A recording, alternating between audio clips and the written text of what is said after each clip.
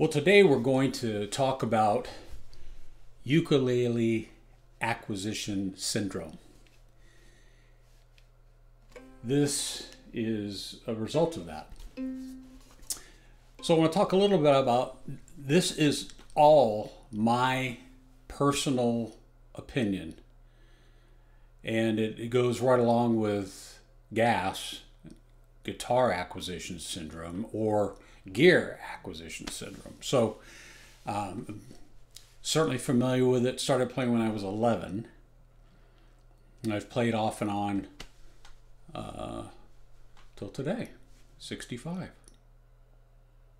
So this is me, this is Vic, things I've observed and why I buy certain instruments or get in certain moods. Now, I think a big part of that, and certainly when I was a worship leader playing guitar, was I had in my head a sound that I was looking for when I played.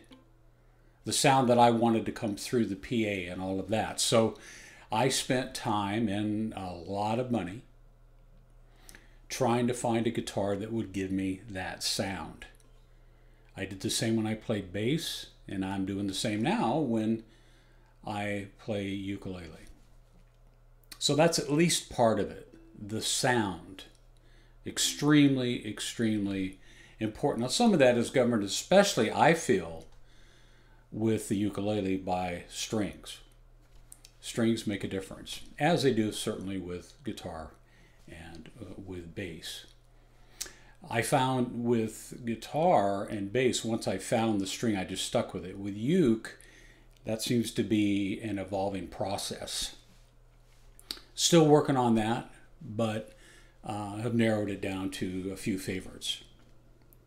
I think another thing about acquiring gear or instruments is, especially again with ukulele, is size. We have a lot of different sizes of ukulele available. Might be soprano or concert or tenor, the three main ones, but they have sopranino, sopranismo, they have baritone, baritone nui, so and then they've gone through the process of adding steel strings to some of them. So what is more comfortable for you? What do you enjoy playing? What do you like the sound of? A tenor sounds different than a soprano. So it takes time to figure those things out, at least for me. So also, and this is a big thing right now for me, is the feel of the instrument, especially the neck. And this is one of the most difficult things, is if you live in an area where there are not music stores that carry ukuleles or have a very small inventory, it makes it difficult for you. You can't try different necks, and along with that, their profiles, their fret sizes, their radius or non-radius. All of those things affect how the ukulele feels in your hands and how it plays. Some people don't think about that, but I do. You know, some necks I have just recently found from highly recommended and rated ukuleles, for me, just for Vic, are not that comfortable. Part of that is the fact that I am 65 and my hands are not as young as they used to be, or as strong as they used to be. So when you buy and sell, and part of the reason that I buy and sell is obviously just what we're talking about. Another is that I have a blog that I have chosen to do, that no one is sending me instruments until a couple of days ago. So everything that you see, I am buying, playing, and probably eventually selling. Also, I don't know about you, but I get in different moods. There was a time there where I was playing a lot of tenor. I went to concert, and then all of a sudden I got in my head that I was going to be more involved in the worship team at church, and I needed a nice baritone with a pickup and all of that. So I sold a bunch of ukes and bought a Pono. You guys remember that? If you go back in the videos, you'll see the spruce top and the rosewood and the Misi pickup and all that stuff. Really expensive uke, $1,200, $1,300. beautiful, nice. That never came to fruition, so all of that, in essence, at least in part, to me, seems like I wasted that money. So if you look through the videos, you'll see me playing all different kinds of ukes and in all different kinds of phases. There was a time where I had a Martin S1 and ended up, it was great. You know, I bought it at a music store locally. It played great. It was a beautiful looking S1, nice grain.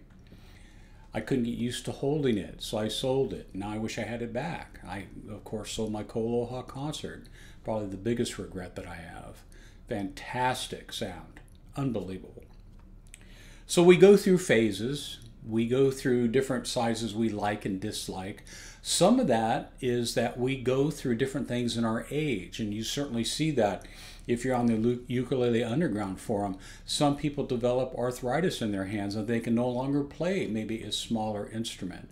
They need something with a radius fretboard, something a little bigger. Or maybe it's bigger and they can't handle that stretch anymore, so they go to something smaller. So we also go through those phases in our age and our health and all that. A lot of things to rationalize the buying and the selling. Now, some of us are crazy out of control. I mean, I read about people who've got 30 and 40 ukes.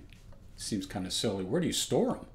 I have a music room that's not very big, which we're in right now, and I wouldn't have room for that many ukuleles. Nor would I be able to play them because whatever's on the wall gets played. I have room on the wall for 9 ukes. I have a sopranino by my sofa, so basically I can have 10 out and I play them all if they're out visible. If they're in a case, I tend to forget about them. That's just me. So anyway, before we run out of time, I got into a phase where I began reading a lot about Martin and started looking for a Martin style O, and I did a ton of research and searched all over the place and bought one, a really nice one. I didn't want any cracks. I wanted all original, and I found one. And so here it is, a Martin style O, which is just exactly as the owner said it was. It's all original. There's no cracks. It is beautiful. The only thing it has is one slight repair. It's just a finish repair here, and I could do that all day, but you'll never see it. It's just not visible. So it's beautiful. The issue is, by the way, this is anywhere from 47 to 56. That's where I've got to age so far because of these tuners. Kluson tuners they put on the stylos from 47 to 56, and that's what this is. I got into a mood. I was looking at Martins. I was borrowing the Martin, and then looking for that tone because everybody compares to Martin. Classic Martin jangle, if you will. I have discovered, though, through the process that one of the issues for my hand is the frets are just too small, height-wise. And I have a difficulty playing this for any period of time. So this has sugars on it, by the way, Aquila sugars. Beautiful ukulele, and I bought it with the original. Yes, this gig bag's at least 60 some odd years old. The original gig bag. So the uke and this, I'm selling these, $7.95 shipped. I also bought a reproduction by Kawaya, a KTS-7.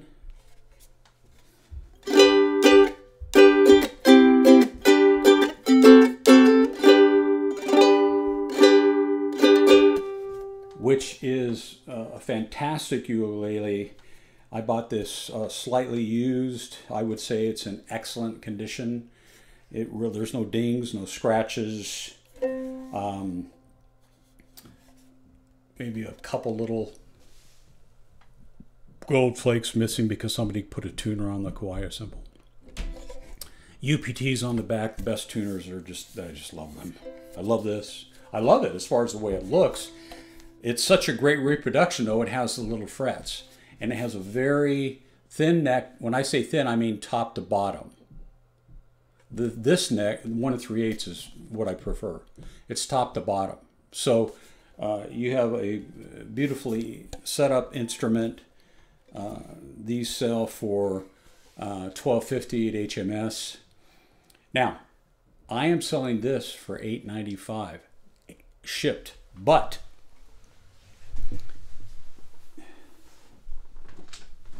I am selling it with this case. Now, this case is an Oahu fiberglass leather covered case.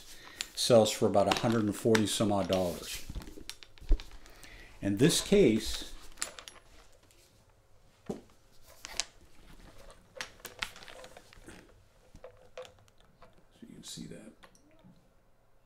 This case fits that uke perfectly.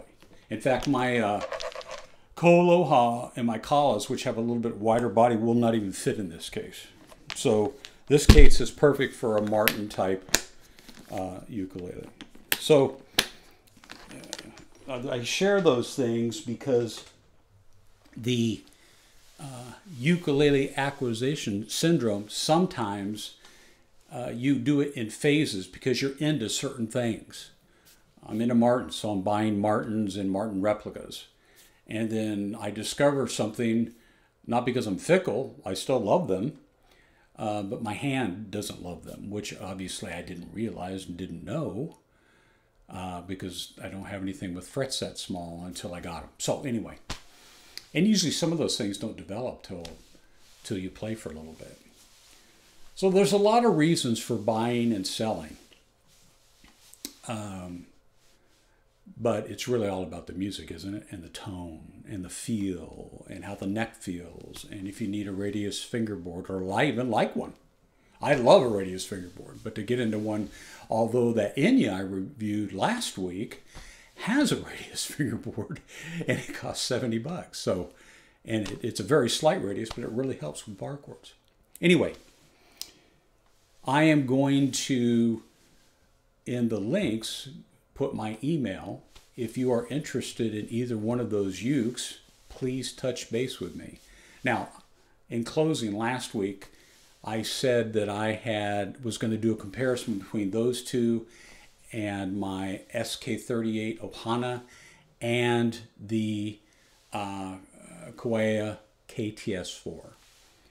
I returned the KTS4 to HMS, not because there was anything wrong with it. Beautiful instrument, loved it as far as tone, but it's a perfect replica of the Martin, and those little frets, I just can't deal with it. So anyway, that is the very first ukulele in 3 years I've ever returned to because I didn't, quote, like it. It just, my hand didn't like it. Beautiful instrument though. I mean, fantastic construction and look, etc. So anyway, this is my take on U.A.S. There's probably more. And you could apply this to bass acquisition syndrome or guitar acquisition syndrome. But all in all, it's just a journey, isn't it? It's a search, looking for the sound, the feel, the comfort, and the tone. And of course, sustain and all those things go along with it. So anyway, hope you enjoyed the video. Touch base with me if you're interested in either one of those instruments. And I will see you next video reviewing a custom built uke that someone has asked me to review from a builder here locally in DC. God bless. Bye-bye.